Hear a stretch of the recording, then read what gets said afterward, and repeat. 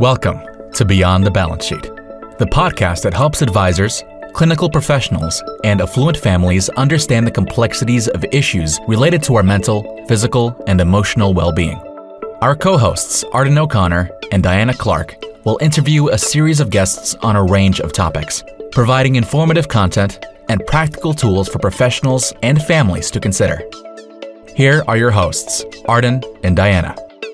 Hi, everyone, and welcome to another episode of Beyond the Balance Sheet podcast. I'm thrilled to be joined by our guest, Rebecca Manley, today. Becky, welcome. Thank you so much. I'm excited to be here. Well, we're excited to have you. And so for our listeners and our viewers, I thought I'd give a little bit of your background. So Rebecca Manley is the founder of the Multi-Service Eating Disorder Association, and she's a certified coach.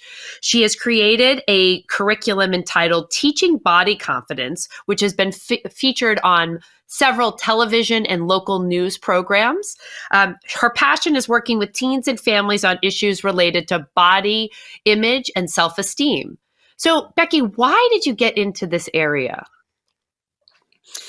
So, I struggled for most of my life, my childhood, my adolescence with disordered eating, and then later an eating disorder. And when I went to graduate school, I had to do a research paper on a nonprofit that I'd like to create. Like what's in the community that is needed right now? And I created this organization, which is now MEDA, for my graduate thesis. And I was approached by my graduate school and they said, we think this is a fabulous idea. We think it's really needed. And so MEDA was launched in February 1994. And the mission that was started then is pretty much the mission today. MEDA provides educational awareness to community organizations. We provide clinical services to individuals and families, and we provide training for clinicians. Well, it's such an important area, and I think a loaded topic for so many people, body image, self-esteem, anything related to this. And I tend to think of it through the female landscape, although I know that that's not the only group that is impacted by these issues. I guess my question is for parents out there as they're thinking about their child, what are issues, that they should be aware of related to body image? What are signs that someone may not be developing with the most positive body image? And what are the trends you're seeing with young people? So we're starting to see children as young as 4 and 5 start to develop a poor body image, saying that they dislike parts of their bodies. I've done a lot of work in preschools and early education settings, talking with educators on how they can help children develop a positive body image. So things that parents might want to look out for would be a child or an adolescent who starts talking about their body in a negative way, such as, I hate my stomach, I hate my thighs, or certain body parts. This would be a child who starts to think about food a lot, or starts to talk about not wanting to eat certain foods, or a child who says, I don't want to eat that because it's bad for me. And, it really starts to interfere with how this child is growing and developing. So I'm struck by the age that you mentioned. 4 or 5 just seems so young to start with these types of issues. And I'm sure many of our listeners are wondering, where does that come from? Is it media related? Is it messaging that they've heard in school or from parents? Or how does somebody at that young of an age, when, I don't know, at 4 or 5, I think I was motivated by ice cream most of the time. How does that kind of behavior develop? And I don't want to say who's to blame, but what are some of the common causes of that level of nervousness arising so young? Yeah, I think when you think about for kids who their role models are, and their role models tend to be their parents. And again, this isn't the blame game. We are in a culture that glorifies thinness, health, and the perfect body. And if a child is growing up in a household where there is a lot of dieting and emphasis on appearance, that can certainly affect a child and how they feel about their body.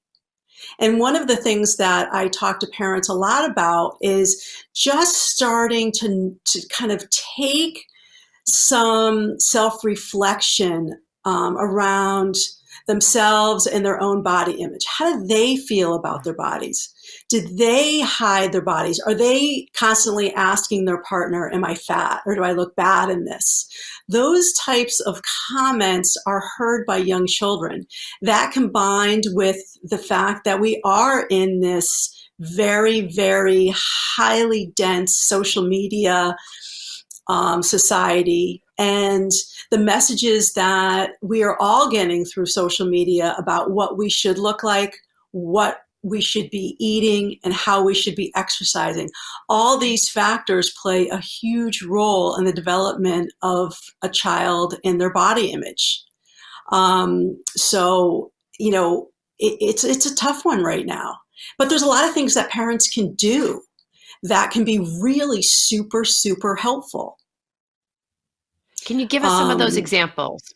Yeah, absolutely. So one of the things, so I've developed this formula. It's called the 5 A's of body confidence. And the first A is assertive. For parents to teach their kids to be assertive, to speak up for what they believe in. Because what we know about eating disorders, poor body image, is oftentimes kids and adolescents and adults will use food and eating to convey what they need.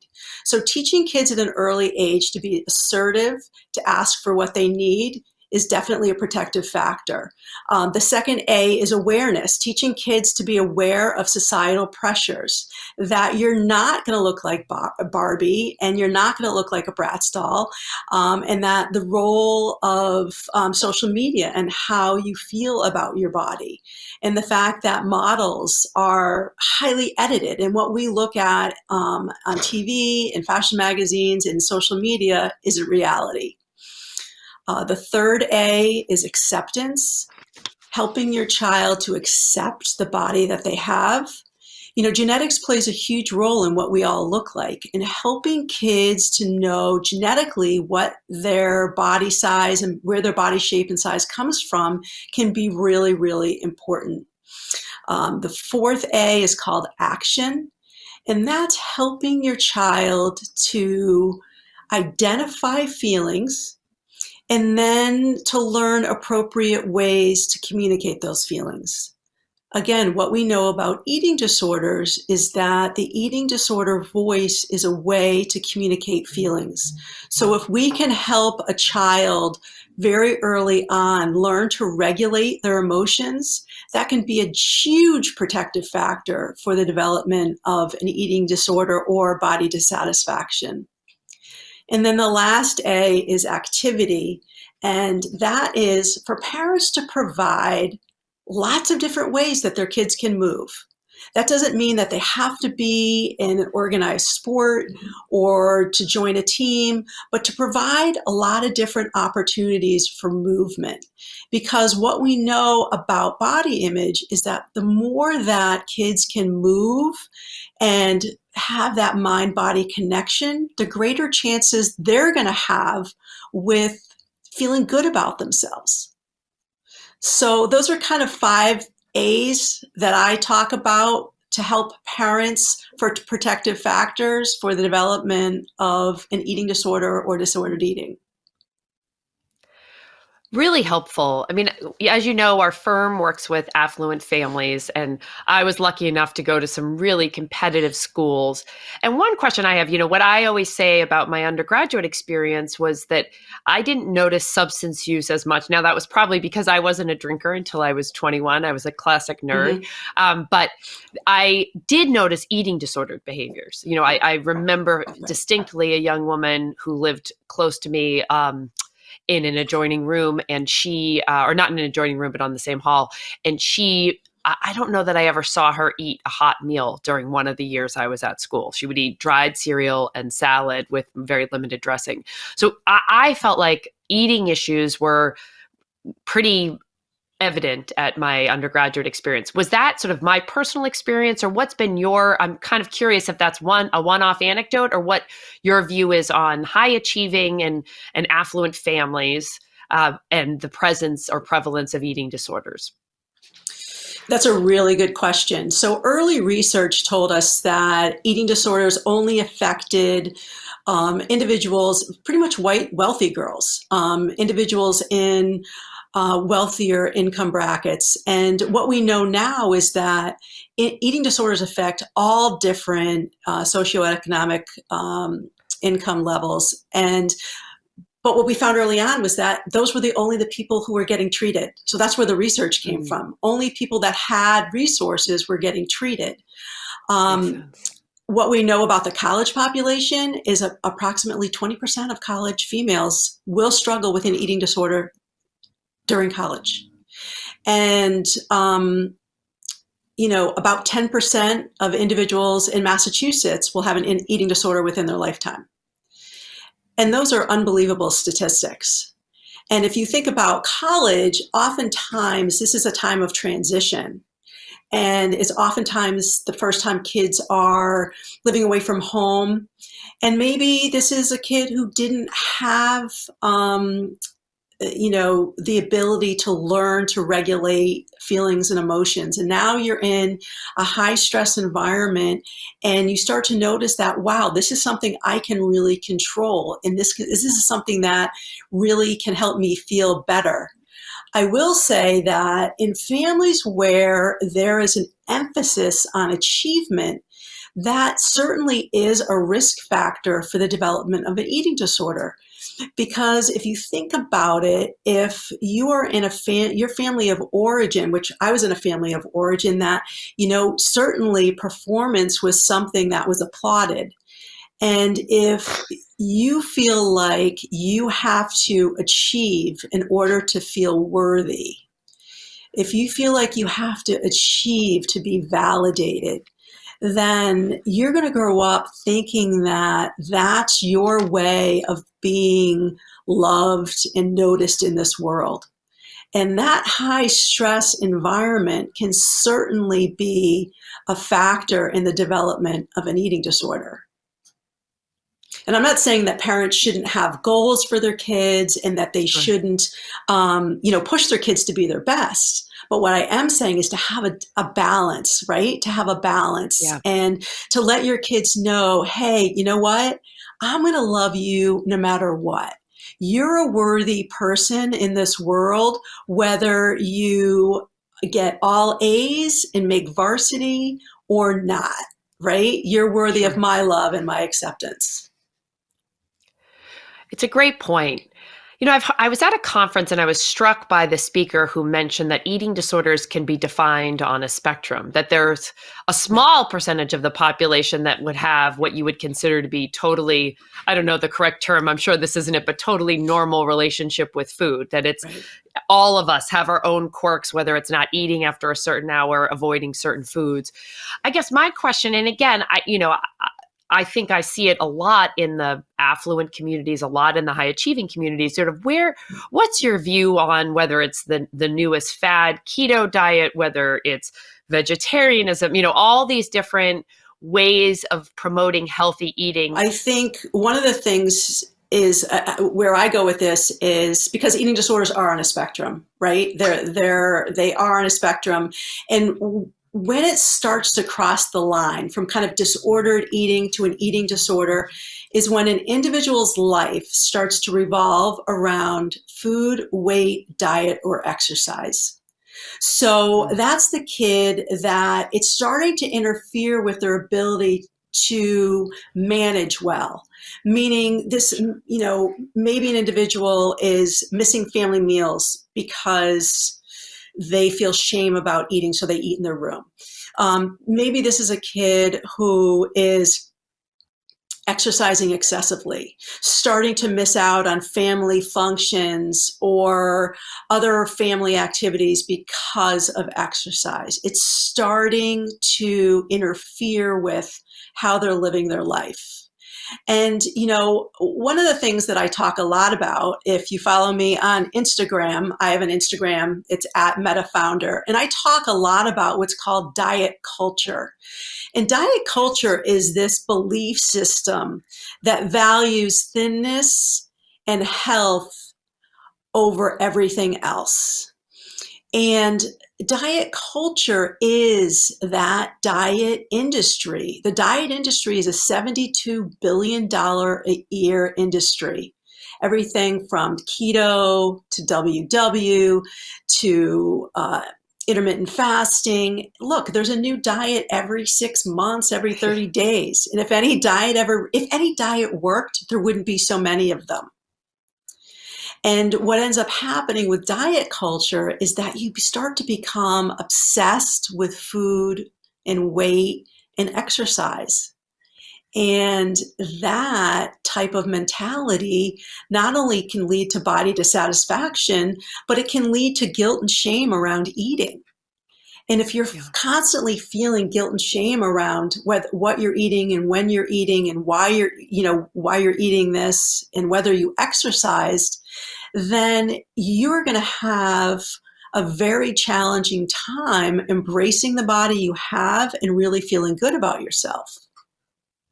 Yeah. The other thing that I talk a lot about is like scales. I am a huge believer that one of the things that families can do today, right now, is get rid of the scale in their house. Because a scale really sends the message to kids that this is what's important, right? And when kids start really becoming obsessed with the scale, or an adult starts to become obsessed with the scale, right? Think about it, how that can affect your mood. If the scale goes up a pound or two, you're going to be feeling defeated and low. And if the scale goes down, that might affect your mood in a more positive way. So, and that really takes the focus on the mind-body connection versus feeling, really connecting with how your body feels versus what a number is telling you. I'm glad you mentioned the point about diet culture, because I think some of the most difficult families we've dealt with is when you're in a system where that's praised above all else, and I'm thinking of the classic example you see, sometimes even multi-generational. Grandmother really works hard to be thin, mom is working hard to be thin, and now daughter is working hard to be thin. And again, stereotypical that it's female, but those are the cases where it can become very challenging, particularly if the child is underage. What have you seen as the best types of interventions in situations like that? If somebody's over 18, I understand they can eventually move out, they can establish their own paths to healing that might be independent of their family's viewpoints. But what do you do if it's a 14 or a 15-year-old in a system like that? And I'm not trying to stump you here, but one who is also doing well in so many areas. A lot of our eating disorder clients have very high grades, very high SAT scores. So they're on this great trajectory. And what we see are families that are really struggling with the idea that they may have to take time off from school, or they may have to change the path that they're on in order to address this very serious issue, especially if they're enmeshed in this sort of diet culture family. Curious to see how you've experienced families like that and what you see are potential solutions. Yeah, this is something that I spend a lot of time talking about and working with families around, because you're absolutely right, Arden. There is a perfectionistic personality trait that is very common with individuals with anorexia and bulimia. And that perfectionistic tendency can be a great thing, and it can be incredibly anxiety provoking and detrimental to someone's growth and development. And when we start to talk about, families, it's like, what is your value system? And working with families about what truly matters to you. And if your son or daughter was interviewed and they were asked, what do my parents care most about? What would you want them to say? Would you want them to say, well, my parents care most about me being thin and attractive? Or would you want them to say, wow, my parents care most about me being healthy, happy, independent, and confident. And I think one of the things that really chips away at confidence is diet culture and the pursuit of thinness and the emphasis on appearance. I can tell you from my own personal experience, I grew up in a very appearance-focused family, and that was not helpful for me for the development of a positive body image or the development of my self-esteem. Because if you're always, relying on external validation from people and you don't have that internal validation, it's going to set you up for failure. Because look, not everybody's going to like you. Not everyone's going to think you're pretty. Not everyone's going to think you're a nice person. Not everyone's going to like your personality. But if you like yourself and you like your personality and you like your appearance, then you're going to be much more confident and successful. So working with parents, first of all, I want it to be very clear that parents are not the cause of an eating disorder. Eating disorders are multifaceted. They're biologically based. They're based on our society, environmental factors, personality factors. There's a lot that goes into the development of an eating disorder. Parents can be very, very helpful in the development of a kid who has strong self-esteem and a strong body image. And if we can work with parents around their value systems, what's important to them, and if they can see how the effect that drive for thinness has on an individual's ability to succeed, how that can hinder it, that is the piece that I think parents really want to know. They really need to know. And as far as parents taking kind of their kid out of school for treatment, or the kids maybe need to take time off. Look, 1, 2, 3 months out of a life cycle it means nothing. As much as my eating disorder treatment, it took me out of life for a while. I learned coping strategies that I still use today, and it made me a strong, successful, assertive woman. Does that make sense? It does. It very much makes sense. And one of the things I'm realizing as you're speaking is some of it is embedded belief systems that parents probably don't even realize. Absolutely. Like you made the comment earlier about somebody saying, do I look fat in this? Or, things that I think some of it might just be an awareness thing. Switching gears a little bit is, one question I have is in family systems where parents are on different pages, mom really thinks that daughter needs to go to an eating disorder facility. Dad thinks that it can be managed on an outpatient basis, or it's not as big of a deal. She's just a picky eater, which is a term we hear a lot. How do you navigate those situations when even the parents can't come to a consensus on what the right approach is? Family work, absolutely, because parents have to be on the same page. 100% parents, and this isn't just about eating disorders. This is kids with anxiety disorders, kids who have anger management, kids who are self-harming. Parents need to be on the same page. And so that can be, I do a lot of work with families doing just this, just exploring, what maybe dad believes. But, a lot of times, dads want to fix it, right? They want to fix it. They want a quick fix. They want their kid in treatment and out of treatment, and let's get this done, right? When does she start? When does she finish? Let's get it done. And then, maybe the mom is like, she needs more of this. Maybe she needs a longer treatment. And it's sitting with parents, getting them on the same page as a united front for what their child needs. And a kid with an eating disorder really needs that united front. They need to know, look, my parents are going to do what I need. They're going to keep me safe. They understand I'm hurting. They're going to take time to help me get through this. And so getting parents on the same page, absolutely key. And that can take time. And it can take a lot of exploration to figure out, why don't you want your kid to go to treatment? Or what are you afraid of?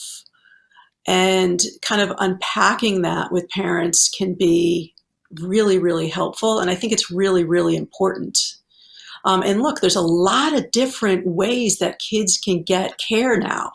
There's unbelievable, COVID, one thing COVID did is they have, new treatment centers that are all virtual, all online. And those can be really, really helpful. You don't necessarily have to go out of state. You don't have to go away. So there's lots of different alternatives. There's home-based care. So there's lots of things that parents can do, but getting parents on the same page is really important. And then getting the whole family on the same page is really important. I dealt with a family not too long ago that their daughter had an eating disorder, and the two boys were bulking up for sports. And so there was a lot of emphasis on supplements and powders and mixes and, all these teas.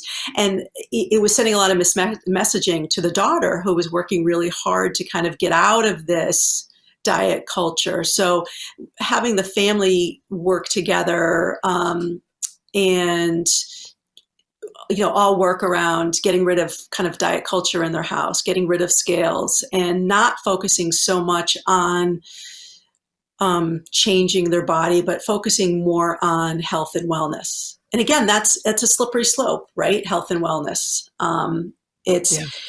Healthy behaviors is what's important. It's a great point. And I feel like, you mentioned how big the diet industry is. The health and wellness industry is also large. And I feel like it can be tricky to figure out, what somebody's motivation is to engage in a certain type of healthy behavior. And so I can imagine that many parents struggle with it. But I liked your analogies earlier of when it's a warning sign that this isn't actually something healthy. I guess my last question is really one to think about the future. And are you hopeful about us getting rid of the diet culture, now more so than 10 years ago? Sort of where do you see the future of body image and self-esteem and families going from here? Well, I think we've learned a lot through the pandemic. MEDA had a 700% increase in the need for services during the COVID pandemic. And that told us, look, something's going on. All this research that has come out about the effects social media has on the development of an adolescent's body image and self-esteem. So I think a lot has come to light as far as things that we can do to help prevent body dissatisfaction.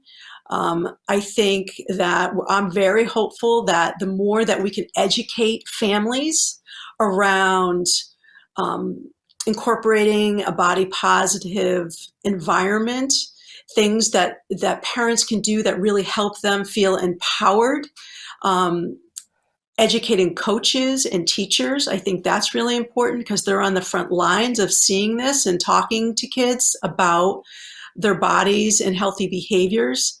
So I am very helpful. I think education is needed. I think that working with families and communities is really important. MEDA has launched a new recovery community called recoverwithmeda.org, and it's an online virtual self-help community where adolescents 13 and older can go on and get skills that they need in the moment. It's resources and help when you need it at any time. It has a community where individuals can communicate through different chat rooms that are all managed by MEDA staff and volunteers. So there's a lot that is new and innovative out there that we can really help kids from an early age learn to regulate their emotions, learn to talk positively about themselves and start to really accept the bodies that they were born with. And the reality is that not everyone in this country, in this world, is tall and thin, and that we really need to start embracing body diversity, and that people who are in larger bodies can be just as healthy, if not healthier, than people in smaller bodies. And it's not about appearance. It's not about weight. It's not about BMI. It's about healthy behaviors. Sleeping well, eating a wide variety of foods, being active, and not taking time to focus on calorie counting and the new diet trend, because that just is a waste of money and brain space. Very true. Well, thank you, Becky, for joining us today. I think this conversation was really helpful. And I think for so many parents out there specifically, I think it's just helpful to hear, how do we rethink our own messaging that we're giving, whether it's, again, whether it's explicit or implicit. So thank you for joining us today on Beyond the Balance Sheet. We really appreciate it. Thank you so much for having me, Arden. Thank you to all our listeners and our viewers. And if you are so inclined, please go give us a positive review on your podcast platform of choice. And we look forward to having you on our next episode. Thank you for listening to Beyond the Balance Sheet, a podcast designed to help advisors, clinical professionals, and affluent families solve some of their biggest medical, psychiatric, and emotional challenges. Visit beyondthebalancesheet.com to read more about our guests and resources, and sign up for our newsletter.